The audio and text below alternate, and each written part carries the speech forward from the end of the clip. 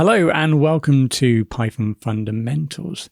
In this course, we learn the underpinning Python programming skills, preparing for our journey towards mastering the Django Framework and the Python programming language.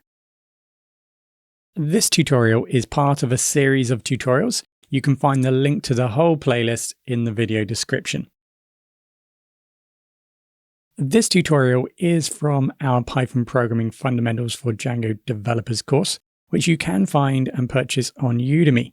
You will find all the latest and updated tutorials, as well as resources and assessments to help accelerate your learning of the subject. The link to the course, which will always provide the best price, can be found in the video description. In the previous tutorial, we introduced the concept of the Django query set. In order to retrieve data from our database, we need to construct a query set via our manager on the model class. That was introduced, or the concept was introduced, in the previous tutorial.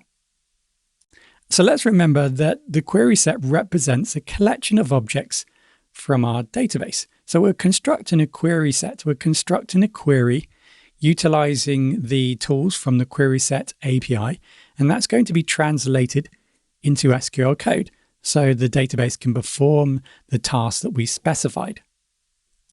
So let's get back into our Django project. Now, if you have skipped a few steps or stages in this course, you will find the code base available in the download in the resources. So let's go ahead, and we need to start our virtual environment. So here on the Mac, I'm going to type in source. On Windows, it's going to be slightly different, of course. So check out that guide if you're not familiar with that. So in the previous tasks, or the previous tutorials, we have gone ahead and we have created a model. We've got the custom model, and you can see that this database has already been migrated. So there's no need for us to migrate, etc. if you're following step by step. And if you have downloaded this code, if there is a SQL3 file here, it's likely that the database has already been created. So this database has, this table has three fields: name, age, and mobile phone. Let's just make sure that everything is working correctly by going into the admin panel. So manage.py, run server. We're going to need some data. So let's go ahead and actually add some data. Again, apologies, but if you have missed any of these previous steps, you will find the steps on how to actually access and create the admin user in a previous tutorial. Right, so now we have the customer table. The customer table is registered as well. So if you can't see that table, you will need to also add that so that you can access it. Again, the previous tutorial will show you how to do that. Now here we have two customers, it looks like already. So let's go ahead and just change this to something different so we can save that. And let's just add a third customer. So let's just add some numbers here. So we have three customers now in our database. So just change that to capital. There we go. So now we have some data in place. Let's go through the process of actually returning all the data from the database. I'm going to go ahead and just close my server, Control-C, and clear that. Right, so let's go ahead now and move into the views. So typically the view is where we're going to actually return the data. But what we're going to do now is access the Django project via the shell. So I'm going to type in Python 3 if you're on Windows Pi, and then I'm going to then access manage.py and then shell. So this is going to open up a Python interactive shell here. But by doing that, with manage.py, we've had a wrapper around the shell here so that we can access easily our Django project. In order for us to build a query and run a query inside of this interactive shell here, we are going to need to bring in the resources that we are going to need. So let's go ahead. So from our app, from new app dot models. So inside of our app here, we have the models file. Inside of there, we have a customer. Our customer table. So from new app.models, let's import customer. Okay, so behind the scenes, we now have that available so we can utilize that class to perform queries. So now, like I said previously, to retrieve objects from our database, we need to construct a query set via the manager of your model class. The default manager for our class is going to be called objects.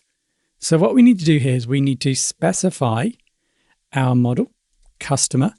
We need to then specify our manager, objects, and then we need to retrieve objects from the database by constructing our query set. So we need to know about the query set API. So here we have navigated to Google, I've typed in Django Query Set API. So this is the API reference. So these are all the tools here on the right-hand side that return new query sets. A query set being a list of data that we've selected from the database and returned.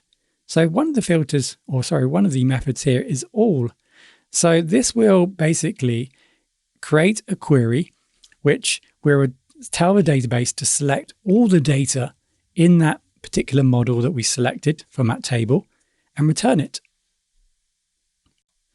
So let's give it a go.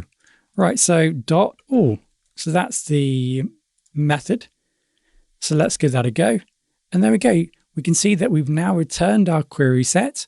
And inside of our query set, you can see we have a list. And inside that list, you can see that we have some, let's describe this as nested data. Now, if we remember, we learnt that in our model, we defined a dunderstring method here. And that was the default value or default name or default output of the data that we return. So notice here that the default string return here is the name of the table and then the name of the actual data that this represents.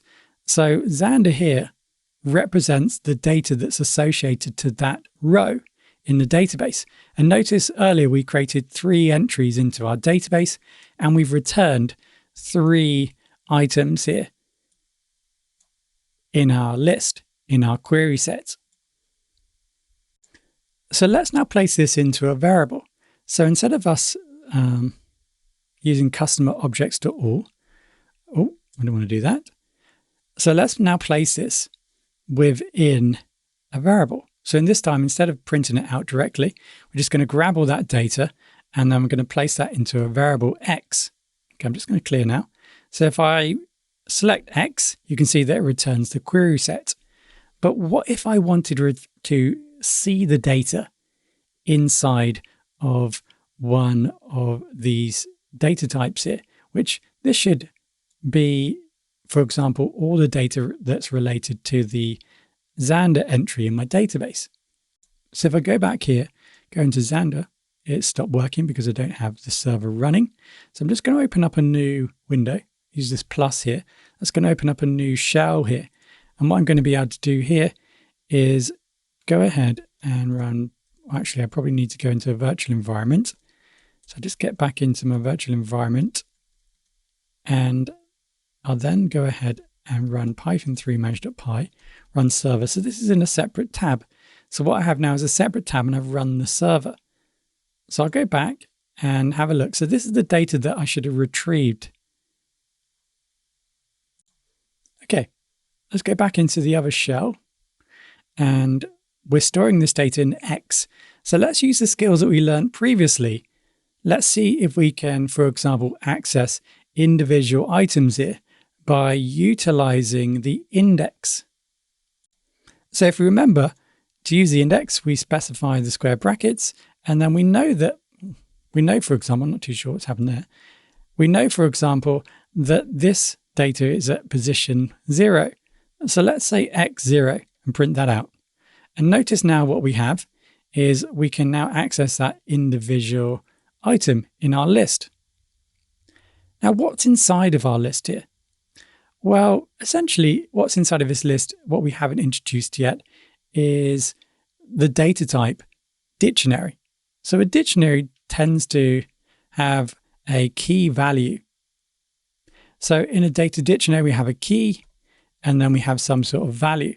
So take, for example, here we have name, age, and mobile. So inside of this data structure here, essentially we have a name of the field, which is name. And then we also have the data. Now inside of the name for this data structure here for Xander, if we go back, the name should be Xander, the age should be 10, and the mobile should be this number here.